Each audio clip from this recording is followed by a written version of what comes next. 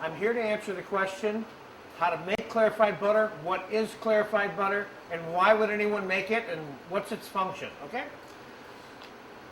Clarified butter is the term that is used to describe butter fat that is free of water, casing solids, and or milk solids, which are the components that hold sticks or pounds of butter together, okay?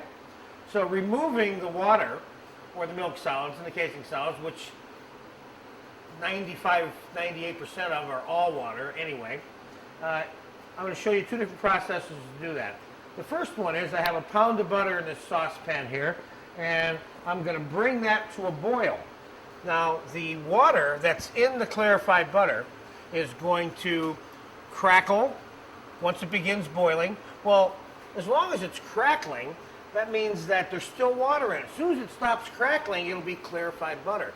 Then I'm going to strain it into a triple thickness cheesecloth thing that I have here sitting in the bowl. Okay? That would be the old version and way, traditional way that clarified butter is made. Boil it and strain it. Okay? Another way of doing it is I took a pound of butter over in this other saucepan here, and I slowly melted it. Okay? Now, when I slowly melted it, let me switch these pots on you real quick here. When I slowly melted it, and you'll notice that the scum or the casing solids came to the top. Now, I'm going to skim them off with a ladle.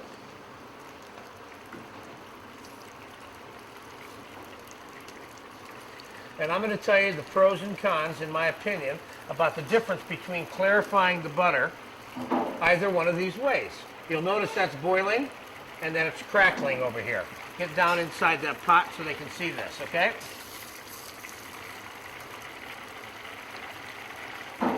See that thing? It's boiling and crackling. Now over here again, I'm just removing the scum. Now, at this point, now that I have the top layer of scum off,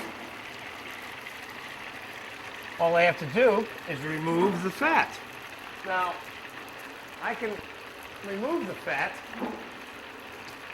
off the top with a big ladle initially.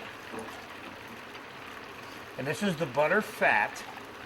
Okay, now this just about stopped. That stopped crackling back there. So we're going to pull that off of there now. And we're going to pass this one right through the cheesecloth.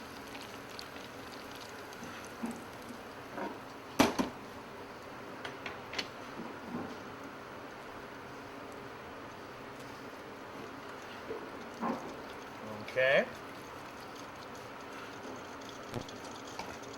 Now that is clarified butter. Okay? That's version 1.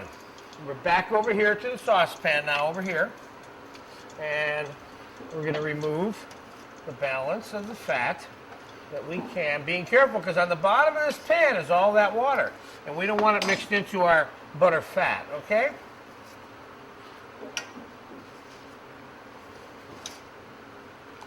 Now, one way to get the balance of the clarified butter off of it is to pour it directly into a tall container like this glass right here. And what will happen is eventually the fat will settle on the top, and it'll be easier for you to remove. And I'm going to move these over here, and then we're going to come back in a second here, and I'm going to show you what happened over here, and then we'll take the fat off. It's already starting to form on the top. But I want to bring the camera up here to my face again, and I'm going to tell you what the pros and cons are between these two differences and what clarified butter is used for and why you do this to begin with. Here's my pros and cons on these two ways of, quote, clarifying butter, if you will. When you clarify butter this way, you are heating the butter extensively. Now, butter has only so much tolerance to heat, and then it breaks down, or, quote, it loses its ability to transmit heat.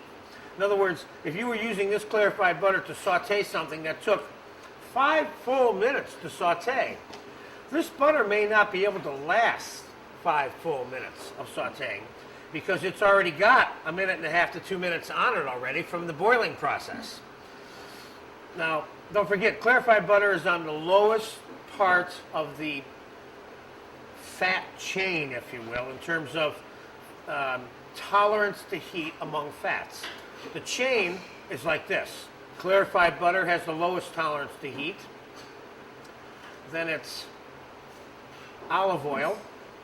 Then it's duck fat. Then it's goose fat. That would be the 4 primaries, okay? So if you wanted to saute something long term, I'd either use a little bit of olive oil and some clarified butter, which might help the browning process and possibly the flavor. But you'll notice here that we have a lot of fat now on top of this that has separated itself from the bottom. You see? Now it's easier to take the fat off the glass with the ladle without incorporating into any of the water into it. You see there how it's separated for you? This clarified butter, if you will, which isn't 100% water-free, but it's pretty darn close, will last longer in a saute pan in terms of its ability to transmit the heat, which is what it's used for when you're, see how much of that butter I got? So I didn't waste any by putting it in the glass, you see? And I got it all out of there.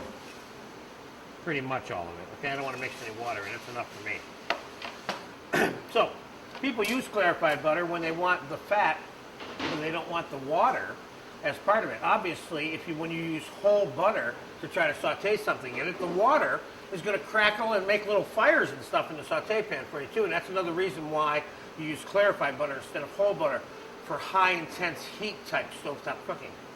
Other than that, clarified butter is used to dribble and drab on all kinds of things, and it's one of the things that you can use in hollandaise sauce and béarnaise sauce and things like that.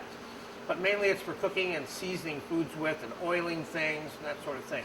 So there's your 2 versions of clarified butter. I hope that answers all your questions.